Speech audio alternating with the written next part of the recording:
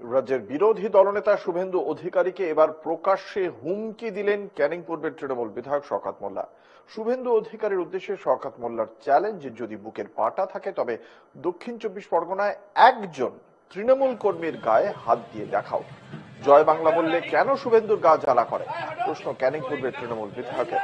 শওকত মোল্লার এমন মন্তব্যের কড়া সমালোচনা করেছেন বিজেপি এবং প্রসঙ্গত দিন কয়েক আগেই শুভেন্দু অধিকারীকে এক তৃণমূল কর্মী জয় বাংলা বলায় মেজাজ হারান শুভেন্দু অধিকারী।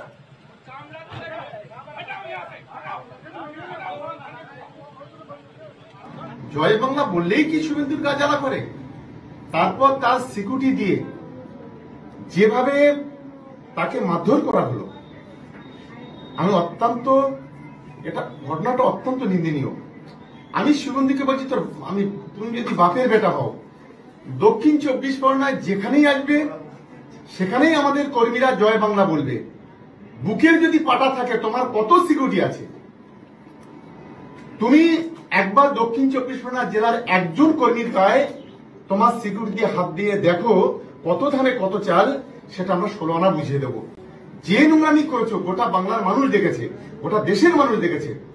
এই ধরনের পশুভিত্তিক মনোভাব থেকে অবিলম্বে নিজে সরে এসো, না তো আগামী দিনে এর ফলটা কিন্তু ভয়ানক হবে। এটা শুভেন্দুকে আমি হুঁশিয়ারি দিয়ে বলছি। এই দক্ষিণ 24 পরগনাটা কি শওকত মোল্লার বাবার নাকি?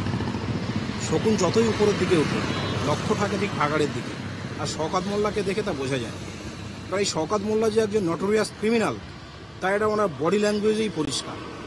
উনি সবসময় উস্কানিমূলক রাজনীতি করতেই পছন্দ করে। আজকে জয় বাংলা স্লোগানটাকে ওরা প্রজেক্ট করছে। এই জয় বাংলা স্লোগানটা বাংলাদেশের স্লোগান।